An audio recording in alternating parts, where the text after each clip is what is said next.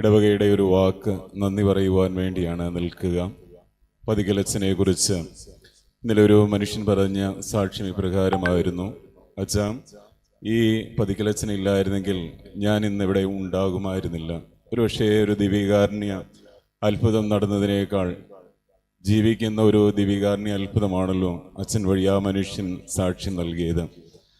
ഒരുപക്ഷെ സാധാരണഗതിയിൽ പതികലച്ചൻ്റെ മൃതസംസ്കാര ശുശ്രൂഷകൾ നടത്തുവാനായിട്ട് വിളക്കന്നൂര് ഇടവകയ്ക്ക് യാതൊരു അർഹതയുമില്ല. പക്ഷേ അഭിമന്യ പിതാവിൻ്റെ വലിയൊരു സന്മനസ്, അതിലുപരിയായി പ്രിയപ്പെട്ട പതികലച്ചൻ്റെ കുടുംബാംഗങ്ങൾ കാണിച്ച വലിയൊരു മഹാമനസ്കതയാണ് ഈ മണ്ണിൽ തന്നെ പതികലച്ചന് അന്ത്യവിശ്രമം നൽകുവാനായിട്ട് ഇടയാക്കിയത്.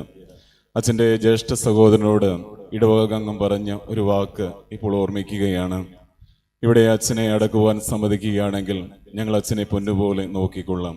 ഒരുപക്ഷെ ഇടവകയ്ക്ക് ഇടവകങ്ങൾക്ക് മുഴുവനും പറയുവാനായിട്ടുള്ള ഒറ്റ കാര്യം അത് മാത്രമേ ഉള്ളൂ. കാരണം ഒരു വികാരി എന്ന നിലയിലും അതിലുപരി ദിവികാരുണ്യ അത്ഭുതം നടന്ന വേളയിൽ അന്നത്തെ വിശുദ്ധ ബലി അർപ്പിച്ച വൈദികൻ എന്ന നിലയിലും അതിലുപരി ആത്മാർത്ഥമായ ഇടവകങ്ങളെ പല രീതിയിൽ സ്നേഹിച്ച് ജീവകാരുണ്യമായി അവരുടെ ജീവിതത്തിലേക്ക് തീർന്ന മനുഷ്യൻ എന്ന നിലയിലും അച്ഛനോട് ഈ ഇടവകയ്ക്ക് തീരാത്ത കടപ്പാടുണ്ട്. അതെല്ലാം ഈ ഒരു നിമിഷം ഓർമ്മിക്കുന്നു. അഭിമന്യ പിതാവിനോട്, ജനറൽ അച്ഛന്മാരോട്, എല്ലാ വൈദിക സമൂഹത്തോടും, പ്രത്യേകിച്ച് അച്ഛനിരുന്ന എല്ലാ ഇടവകയിൽ നിന്നും വന്നിട്ടുള്ള എല്ലാവരോടും, അതിലുപരി അച്ഛൻ്റെ കുടുംബാംഗങ്ങളോടുമുള്ള ഇടവകയുടെ നന്ദി അറിയിക്കുകയാണ്.